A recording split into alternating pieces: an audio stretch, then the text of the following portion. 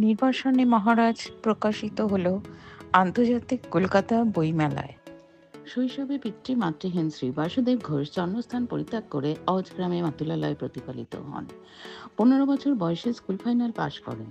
দারিদ্র্যের সঙ্গে লড়াই করে চার্টার্ড অ্যাকাউন্টেন্সি পাশ করে একটি বিদেশি কোম্পানিতে যোগ দেন।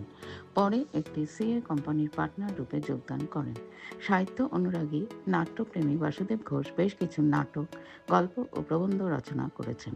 বর্তমানে তিনি একটি স্বেচ্ছাসেবী সংস্থার সঙ্গে জড়িত।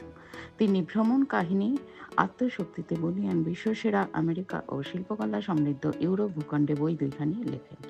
ছোট গল্পের সমন্বয় ও দেশ বিদেশের কিছু ভ্রমণ কাহিনী নিয়ে লেখেন প্রণব।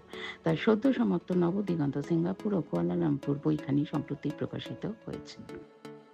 তিনি একবিংশ শতাব্দীর প্রথম দিকে ভিআইপি রোড ও তৎসংলগ্ন অঞ্চলের পটভূমিকায় বাস্তবধর্মী ঘটনা অবলম্বনে নির্বাসনে মহারাজ উপন্যাসটি প্রকাশে উদ্যোগী হয়েছেন। আশা করি পাঠক সমাজে বইখানি সমাদৃত হবে। রিপোর্টিং ইন্দ্রাণী সরকার। প্রথম বই সম্বন্ধে বলুন, নির্বাসনে মহারাজ। আমার নাম বাসুদেব ঘোষ।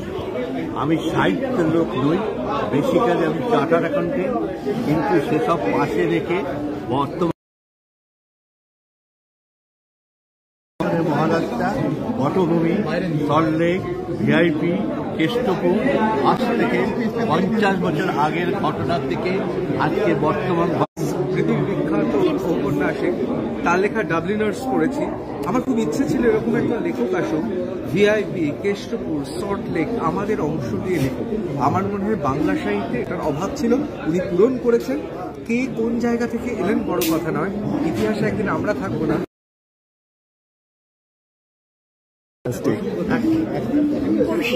এইটাই আমার পুরনো বাড়ি কেষ্টপুর, আজ থেকে 50 বছর 60 বছর আগের বাড়ি।